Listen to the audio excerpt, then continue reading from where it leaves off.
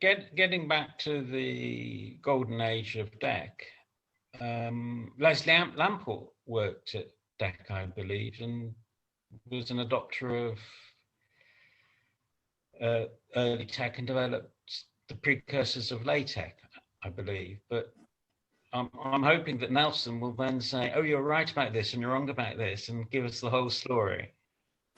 Well, I'm to hear it. Leslie did indeed work at the DEC Western Research Lab. I think he also worked for a period at the Stanford Research Institute, SRI, and of course went on to win the ACM Turing Award just a few years ago. Not for his work on LaTeX, but more for he's been a very, very significant researcher in the problem of synchronizing multiple computers and being able to communicate and do work effectively without deadlock. And so he's a really important person in that area. And really, after he finished LaTeX and his book, which came out in 1986, he more or less didn't want to proceed with it anymore. He really wanted to get back to his mathematical computer science, which is what he's an expert in.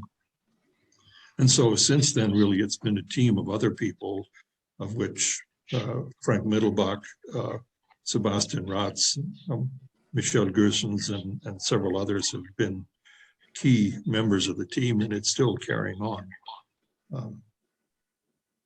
But I think Leslie views his contribution to of producing LaTeX was certainly an important one because it's very, very widely used.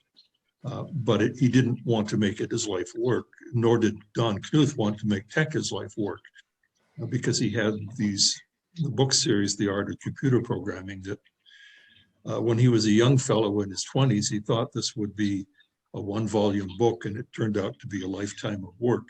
And he's only reached volume 5 of the 7 planned volumes. I think it's impressive that these people managed to produce more in a side project than most people would in an entire career. And the fact that people are still using it 50 years later and it's still state of the art is really, really impressive, I think.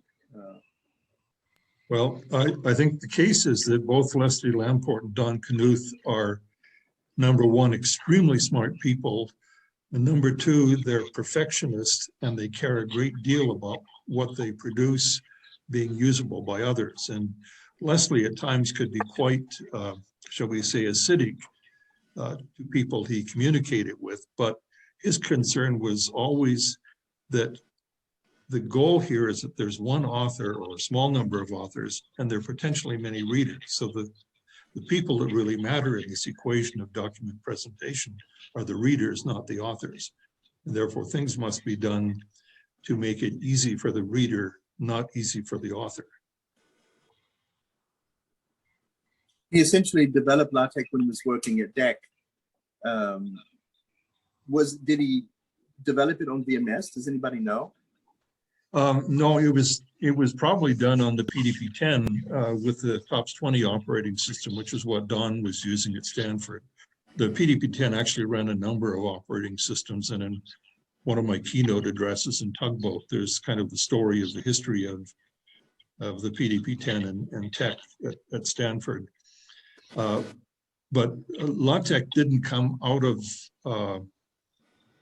the thin air. It was actually very strongly based on a document formatting system that Brian Reid had developed at Carnegie Mellon. And Don Knuth told me an amusing story about Brian. Carnegie Mellon thought that Brian's work on the Scribe document formatting system wasn't worthy of a doctoral degree.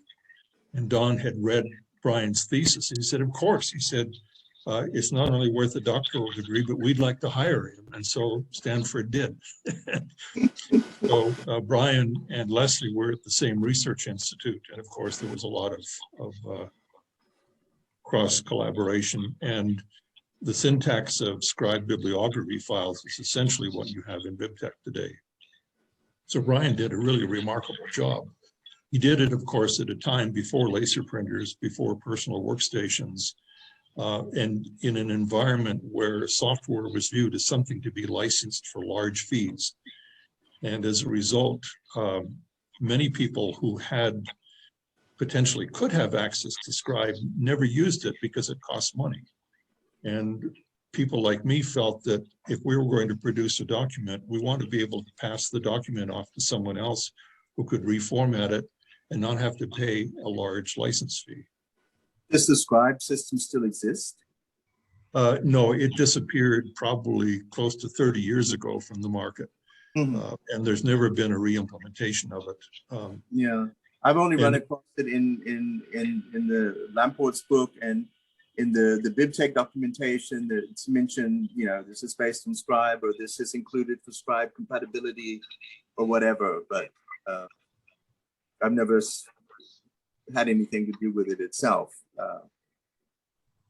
Yeah, it was certainly influential. And of course, the other activity in typesetting we haven't talked about was TROF and NROF at Bell Labs. And a lot of work was done there, and there are still people today who write books using TROF. But it hasn't developed a large following that Tech and LaTeX have.